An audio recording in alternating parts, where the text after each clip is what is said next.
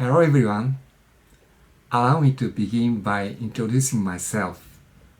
My name is Seishi Morikawa. I am Japanese and living in Japan. I was born in Hiroshima in 1954. When I was 4 months old, I moved to the Tokyo metropolitan area of Japan. My father was exposed to the atomic bombing in Hiroshima in 1945.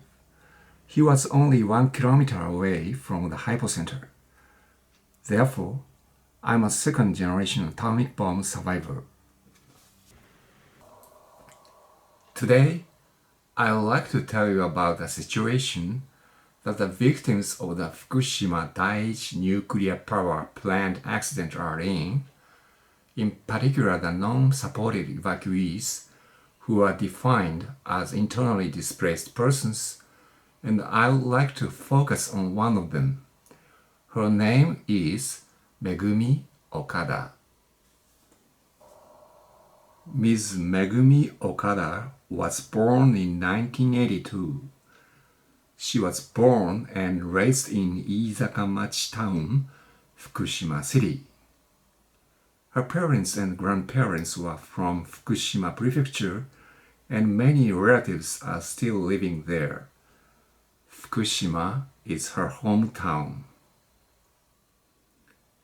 Iizakamachi town is situated approximately 65 kilometers northwest of Fukushima Daiichi nuclear power plant.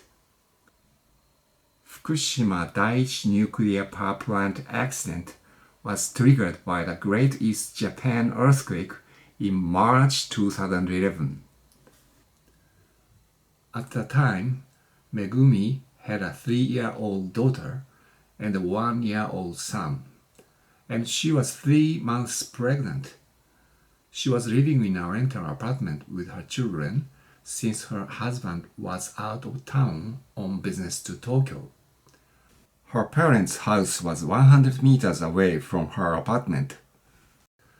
She went to her parents' house every day with her children to have a meal that was prepared by her mother. Her parents helped Megumi to raise her children. Also, her 2 sisters helped to take care of them.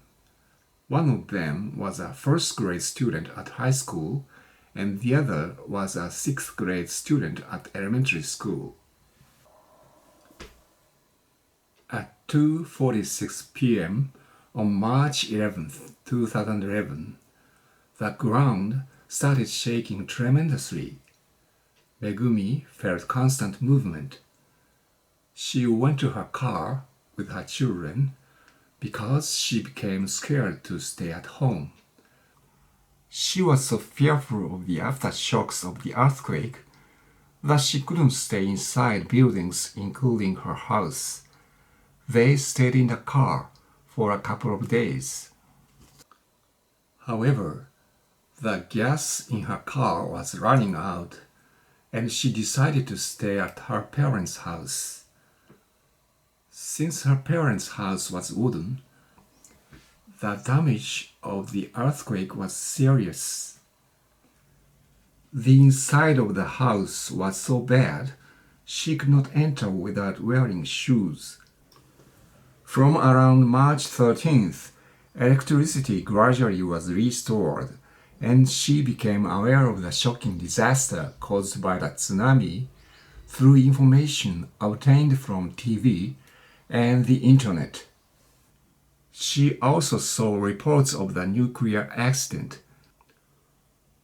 While watching the news, the evacuation zone gradually expanded, and she got anxious about what would happen to her home.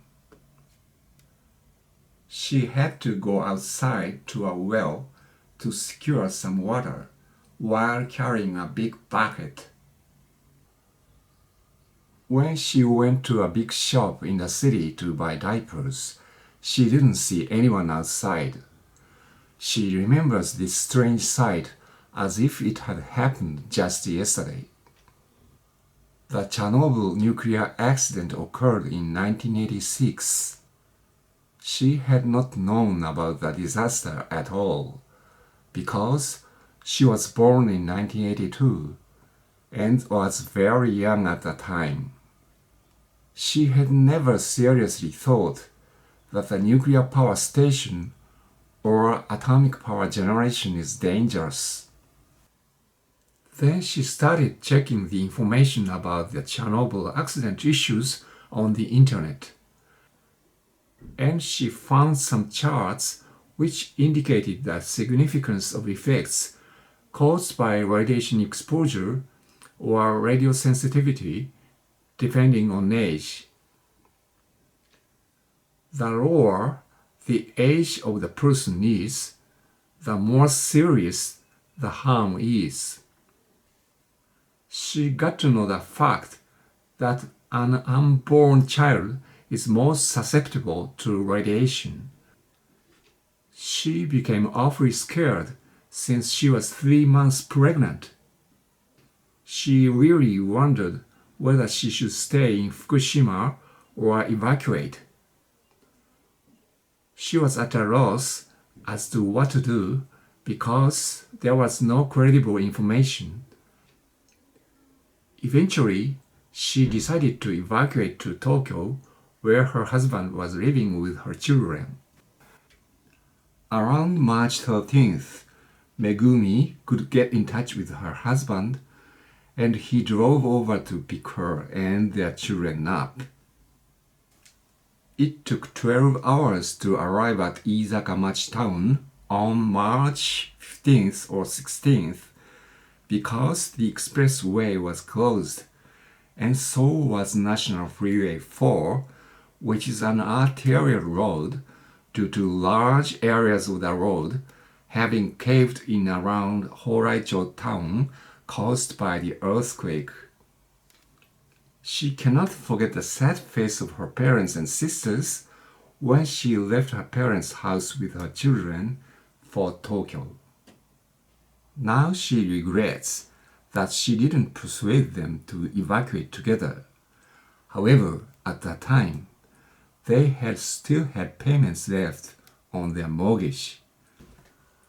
Also, the difference in the recognition of radiation effects deeply influenced their decision. It was a tough alternative. Megumi and her children moved to her husband's apartment. She was unable to let the children play outside to protect them from radiation exposure. However, the apartment had just a kitchen and one small room. In addition, she had to dry laundry indoors to prevent radioactive contamination. The children were so stressed out in confined spaces and environments that they tended to be noisy or shouted. Then the complaint came from the next door neighbor and the real estate agent. Besides the stress from being pregnant, she was also having trouble coping mentally. She tried to watch the news as much as possible and started to spend time on Twitter. She was confused to know the difference of the views between BBC or CNN and ordinary Japanese media. Generally, BBC or CNN reported the risk of residual radiation or severity of the nuclear accident and its damages. On the contrary, Japanese media tended to disregard the after effects of the accident and announced it as if the recovery had been progressing already in April 2011. She was really wondering about what the facts were. However, when she got the news of the water supply restriction in Tokyo, she was firmly convinced of the existence of the effects of the residual radioactivity caused by Fukushima nuclear accident. At the time, she was determined to stay in Tokyo to protect her children and herself. She found the information of municipal housing of Tokyo Metropolitan Government and applied in the last part of March 2011.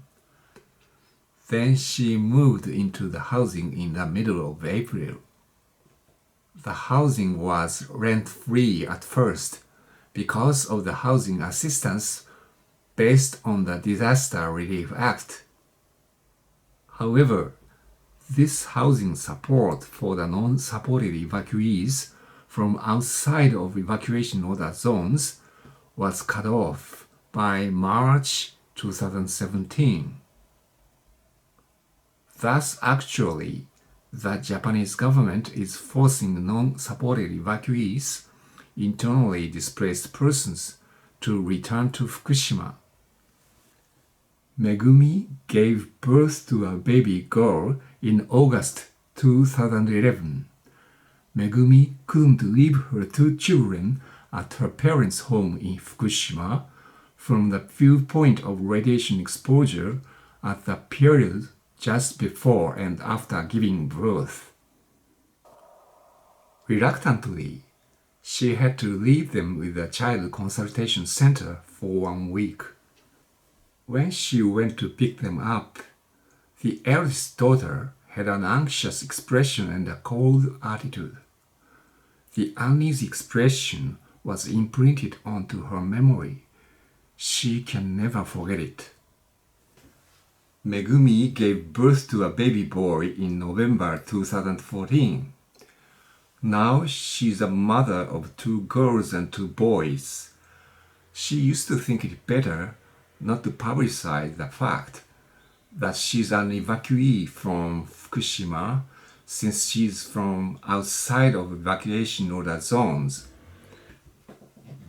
However, she became able to announce that because the staff members of Tokyo Midwives Association supported and encouraged her decision or action. Megumi got to know the fact that there was a disparity in the content of support for evacuees depending on wards and cities of Tokyo, and each evacuee was isolated.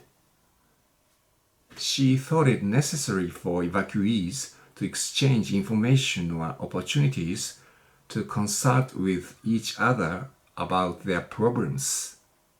Then she established a group of evacuees named Musashi no Smile in 2012. After the housing assistance by the government had been cut off, it became hard for the evacuees to continue being evacuees or assert a right to maintain their status as an evacuee. It's not only because of the economic reason. The Japanese government and Tokyo Electric Power Company holdings have been putting their strength into efforts to make Fukushima superficially habitable again by constructing public buildings or facilities. Also, the Fukushima prefectural government has encouraged people from all over Japan to move the towns which used to be evacuation order zones of Fukushima with a support program for relocating. The efforts to make Fukushima superficially habitable are for concealing the damage or harm of radiation exposure. The Japanese government has strongly pressured people to disregard radiation effects, and unfortunately, it's going according to their plan. However, decontamination of soil has not been completed, and the residual radiation is still at really harmful levels. Actually, evacuation order zones of Fukushima Prefecture at present are still under the declaration of nuclear emergency with no perspective of lifting that. Also, reactor decommissioning has not made much progress, and it will take several more decades. For this process, many workers will have to be exposed to radiation. Megumi is concerned about the danger that especially young people will be involved in decommissioning work without the sufficient information or knowledge of radiation exposure and effects. She is eager to prevent any more victims of nuclear power and to convey the truth and reality of the Fukushima disaster. She advocates that the most significant and distinctive nature of the Fukushima disaster is the issue that the damage and harm caused by radiation exposure continues for a long period of time.